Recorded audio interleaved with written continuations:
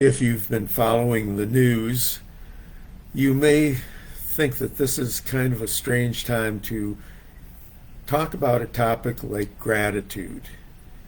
The fact is that if you turn on the TV, you'll see, particularly on the news channels, you'll see the destruction, the terrible events happening in Ukraine.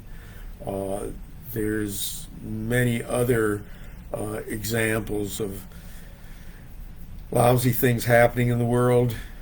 Even turning on the local news, you have to wade through a whole lot of stories about murders and rapes and things of that nature before getting to something like the weather or sports or something that may be more pleasant. So again, it may seem strange. Why bring up the issue of gratitude?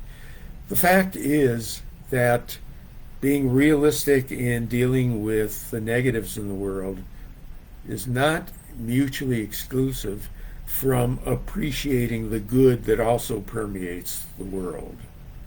The good that we can create and the good that appears before us. As I'm recording this, I'm looking out windows, seeing a beautiful day. As soon as I'm done, I'm going to get out there and appreciate it a little bit. But also, I think it becomes important to be aware of other things that happen on a daily basis, being involved in the lives of other people. It's a real reason for gratitude. In the case of my wife and I, the fact that our grandchildren continue to be a part of our lives, as do our sons. Real cause of gratitude. The fact that I wake up with relatively few aches and pains on a daily basis and have goals that I inch toward completing on a regular basis. Having important people in our lives, having the ability to enjoy what's going on outside, the ability to have the brain power that enables me to keep going, to have the physical health that does so.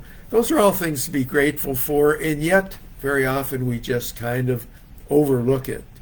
We kind of assume that, this is kind of the natural course of things, and we only get emotionally concerned when something interferes with it, when we experience the negatives.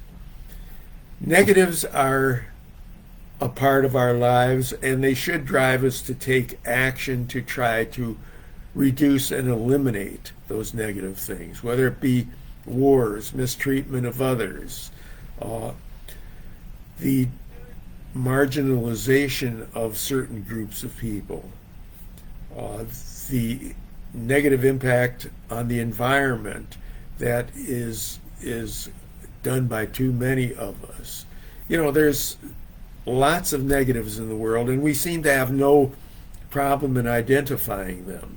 In fact, human beings appear to be programmed with a negativity bias that goes back to prehistoric times and times when people had to worry about wild animals, inclement weather elements, other tribes attacking, and so on. So we had to be hyper vigilant about negatives.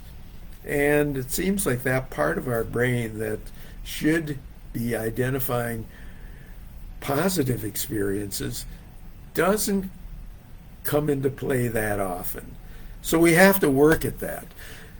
In positive psychology, one of the more common exercises that's encouraged is called the gratitude exercise, or what went well exercise, or 3 good things exercise. And basically what it entails is, at the end of the day, just jotting down 3 things that went well for you. Did a particular meeting go well for you? Did you have an enjoyable dinner? Did you get to hear from a friend that you probably wanted to hear from but hadn't in a couple of weeks? Has a family member involved you in their life? have you been able to get out and experience nature? Did you drive someplace and have no problem finding a parking place? Things that go well, large and small, occur in our lives on a regular basis. Let's really begin appreciating them. Let's really begin noticing them.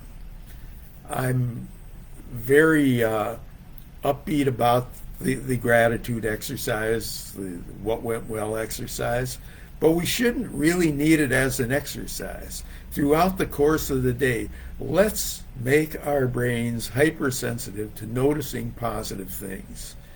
And you know what? As you do so, more and more positive things will occur. And maybe, just maybe, if enough people really think in positive terms, maybe fewer and fewer people will be thinking about creating negative experiences for other people. So a positive outlook may actually lead to the world becoming a better place. We can certainly hope, can't we? Think positively. Don't let the negatives in the world obscure your ability to notice the positive things. And maybe you'd like to even share some of those observations with the rest of us. So until next time, this is Dr. Ron Kaiser wishing you a time of gratefulness on a daily, weekly, monthly, and forever basis.